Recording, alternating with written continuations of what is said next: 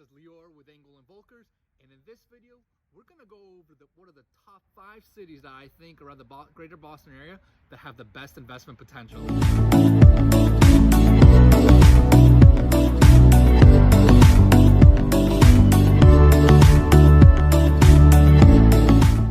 What's going on, everyone? This is Lior with Engel and Volkers, and in this video we're going to go over the top 5 cities on my radar around the greater Boston area that I think have amazing investment potential for the near and medium term. Now, before we even get into that, 2 quick things. Number one, as always, if you're thinking about buying, selling, or investing in real estate, or doing anything with real estate at all, give me a call, text, email, whatever it is. My contact's right below. I work basically 24/7. So let's talk about what your goals are, what you're trying to do, and I can definitely help you out. And number 2, before I get into my personal top 5 list, it's really important for me to define that, to disclose that, you know, every investor and every real estate owner have their own goals, right? Some people are just looking for, they're looking for stability, right? They want something that's very stable, not, a little bit more recession proof, a little bit more, economy proof. So for those type of people, they're going to be looking at, very stable cities around Boston, which could include downtown, Brookline, Newton, Cambridge, right? Markets that are just very, very established. Other people also want to consider that, they want to be near certain amenities, whether it's schools, transportation, etc. So my point is here, even though I've got my own investment philosophy where I want to invest in places that I think are going to be very different in 5, 10, 15 years, it's really important for you to have your own investment philosophy and really be comfortable and understand that. So now that we got that out of the way, let's go into my top 5 list of cities to have on your radar to invest in. All right, so we're going to go into number 5 on our list for cities, and that's going to be Dorchester. So here's the thing with Dorchester. Let's go first about location. So if you are not super familiar where it is compared to Boston, it's just below, it's just south of Boston, so it's a great location. Most parts of Dorchester, you're about 10 to 15 minutes away from South Boston, the downtown, Seaport, etc. So it's obviously a fantastic location, which has been one of the Dorchester's biggest drivers. The other biggest thing to know about Dorchester is it does have the subway system going through it, so there's plenty of red line stops on there. So you've got JFK, UMass, Savin Hill, Fields Corner, Ashmont, etc. So you've got a red line stops. You do have also a couple of commuter rail stops. So transportation is a very big thing in Dorchester, which is, one of the reasons why I think it's a fantastic market to invest in, because transportation in Boston is key, right? And the other thing about Dorchester too, over the last couple of years, you're starting to see a lot of young professionals that work downtown or work in Cambridge live there, right? Because it's still a discount compared to a lot of different places in downtown Boston, right? I mean, you can get rents there for 2 or 3 bedrooms in the mid 2000s instead of 3,000 or 4,000 like in downtown or in Cambridge or anywhere else. So you're starting to see a lot of young professionals move, rent, and even buy close to the red line where they can quickly hop on the T, get into work wherever they need to in Boston, etc. So you are starting to see that. Plus, there's, as you go further away from the red lines, and further away from the transportation, you still have pockets in Dorchester that are a little bit more family oriented, right? Less young professionals, more family, and a lot of workers that work downtown. So, Dorchester is very segmented, but there are definitely very unique pockets that are attractive to different types of investors, right? And that's the thing, if you wanted to go into higher end, more secure, you would go somewhere near the red line. If you were okay kind of going, taking a little, maybe a little bit more risk, but getting a little bit more cash flow in your investments, you could go further away and do that. So Dorchester is really nice about that. And the other thing about Dorchester, what we'll leave you on is, one of the reasons why a lot of people are very high on it is there's so much development going on there today. I mean, you've got pockets like the South Bay, which is close to the South End in South Boston. That's where the South Bay Mall is. There's tons of retail, hotel, apartment and condo developments, just mega projects that are taking over. Anywhere along the red line stop, especially areas like Ashmont, within the last couple of years have experienced tons of large development. So there's a lot of new construction, a lot of new money going into these areas, really developing it. So that is one of the main reasons to keep your eyes on Dorchester. So with that, we're gonna go into number 4. And number 4 is Malden. So we're gonna go from a little below Boston, now we're gonna go north of Boston. So Malden is also a great location, about 15-20 minutes away from Boston. It is, in terms of transportation, we talked about with Dorchester, the same thing with Malden. It is on the subway system, so it is on the Orange Line. It's got 2 stops. It's got Oak Grove and it's got Malden Center. If you hop on these T stops, you're usually about anywhere from 4 to 5 stops away from downtown. It'll take you about 20 minutes or so, 20-25 minutes, depending on the day. So, transportation is obviously huge, and it's been one of the biggest things as well that has driven a lot of Malden's growth. And because of that, because of the subway, you have started to see in the last couple of years a lot of younger professionals, a lot of working professionals moving from areas like Boston, Cambridge, into Malden, right? Because again, it is much more affordable than paying $3,000 or $4,000 for 2-bedroom rents. So that's why Malden has become quite a big of an option.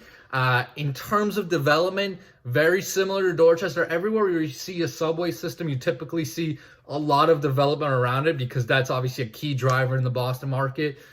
So in Malden Center, you've got a couple of mega projects, luxury developments that are happening right now. They should be opening within the year. Malden's also reinvested in the city. They got tons of city projects. They are building they're rebuilding their city hall. So Malden has definitely become it's grown a lot over the last couple of years. And it's definitely another market to keep on your radar. So with that, we're going to go into number 3, which is Medford. So Medford borders Malden on one end, and Medford's a great location, but it's a pretty large city, and depending exactly where in Medford you are, you can kind of, it's going to be a little different. So if you're on the side that's closer to Malden, Everett, again, you're still about 15-20 minutes away from downtown. Once you get into North Medford, West Medford, where Tufts University is, you're kind of close to the Somerville border. You're still probably about 20-25 minutes away from downtown, depending on traffic. But it's definitely it's a completely different feel, completely different neighborhood there. Now with Medford, in terms of transportation, there are a couple of options right now. So there is the Orange Line that goes through Wellington, and that's kind of southeast Medford, right next to Everett. So actually, that same Orange Line that goes through Malden goes right through Medford. So it's on that same line. The other thing to know about Medford is actually they are building the Green Line extension close to Tufts. Close to the Tufts University campus and West Medford area. So within the next 2 to 3 years, depending on how construction goes, there should be another Green Line stop in Medford. Now in Medford, in terms of the types of people we've seen living there, again, it's really dependent on where you are in Medford. Because if you're in West Medford, closer to Tufts, you see a ton of luxury development. Because there's a lot of wealthy students, wealthy professors that live and work around the Tufts area. If you go more towards North Medford, you see a lot more single family, so you see a lot more. It's a lot more family-oriented communities.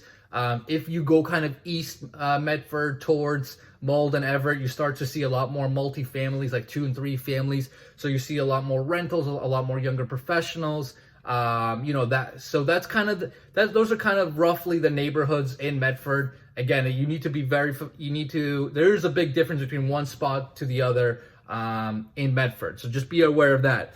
Now in terms of development in Medford, so like I kind of talked about, right, by Tufts, you have these, you have a lot of luxury sales, you have a lot of 2 and 3 unit condo conversions, that are targeted towards these wealthier students, professors, and anyone else that might work close to Somerville, Cambridge. They look at West Medford because it's a really nice neighborhood.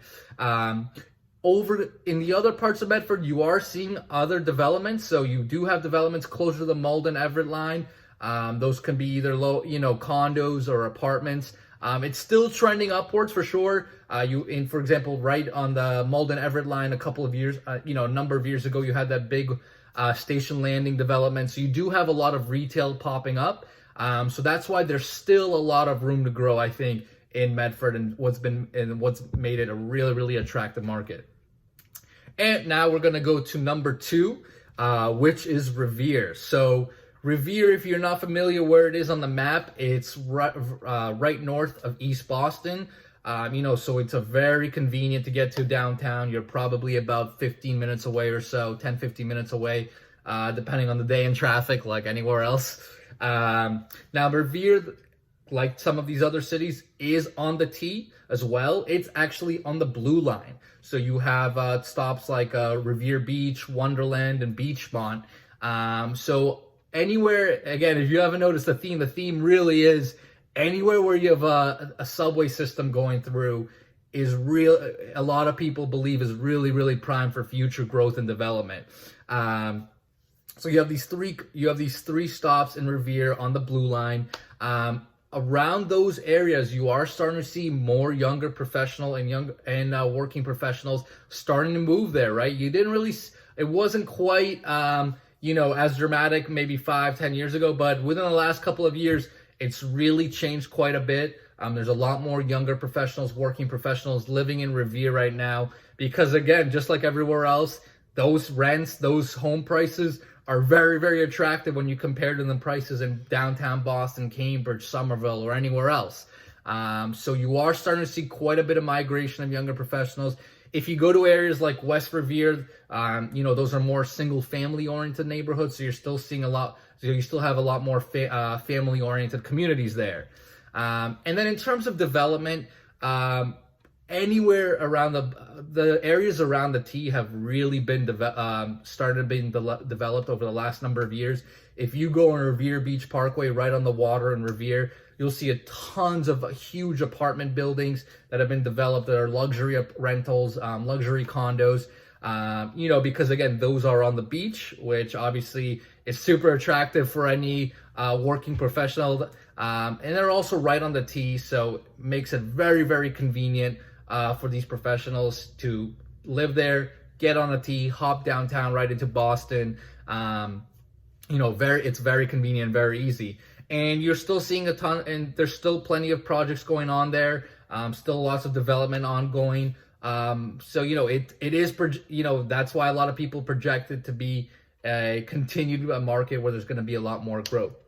And our final number 1 market to be on the lookout for is Everett. And so if we go look from location, Everett's super close to Boston. You can get into Boston probably within 10 to 15 minutes, depending where you're going in Boston and where you're coming from Everett. Now, Everett's a little bit unique because unlike most of these cities that we've talked about, it's not actually on the subway system. There's no T stops in Everett. Everett's really mainly dependent on the bus system for transportation. So it's a little bit more unique because all these other areas have these T systems. So why is Everett so attractive? Well, you are starting to see a lot more development coming into Everett. You obviously had the mega project, the casino project that recently opened this year by Wynn, now called the Encore. So that was a major, multi-billion-dollar project that, really put Everett on the map. And now they're really anchoring that project, and they're really bringing in tons of new other development. There's been large apartment communities that have opened up recently. They're starting to put out more condos. So that's why a lot of people are project a lot of growth for the city, because even though it's not a subway system, its location is just so good and so close to downtown that a lot of people just think it's naturally, that organically, should I say, it's gonna grow within the next number of years. So like I said, you're starting to see tons of development, both apartment, you're gonna start to see more retail, you're starting to see younger professionals and working professionals move, rent or buy condos there, because the location is just so good. So that's why a lot of people are just so super, super high on that city. So those are our top 5 cities. You know, hopefully that all made sense. And obviously, if you guys had any questions, any comments, if you disagree with me, if you think I left something out, comment below.